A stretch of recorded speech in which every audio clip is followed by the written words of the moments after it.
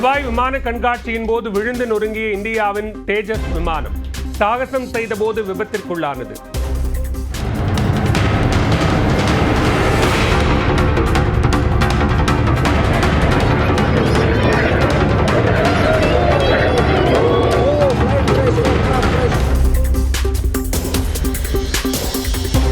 துபாயில் தேஜஸ் விமானம் விழுந்து நொறுங்கியதில் விமானி உயிரிழப்பு. இரங்கல் தெரிவித்தது இந்திய விமானப்படை.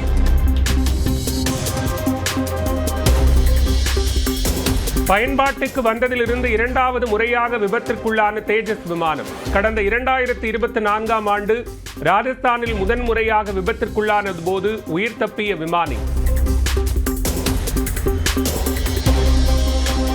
அதிமுக எம்எல்ஏ சுதர்சன் கொலை வழக்கில் பவாரியா கொள்ளையர்கள் குற்றவாளிகள் என தீர்ப்பு.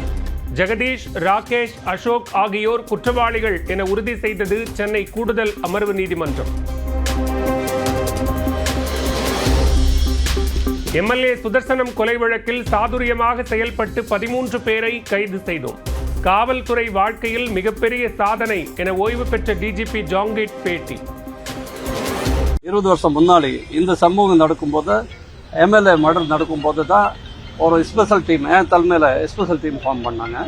நார்த் இந்தியாவில் போயிட்டு கேஸ் கண்டுபிடிச்சிட்டு அந்த குற்றவாளிகளுக்கு நம்ம செக்யூர் பண்ணிட்டு வந்தோம். மொத்தம் நாங்கள் 15 குற்றவாளிகள் செக்யூர் பண்ணோம். 13 அரெஸ்ட் பண்ணியிருக்கோம். 2 பேருக்கு என்கவுண்டர் பண்ணோம்.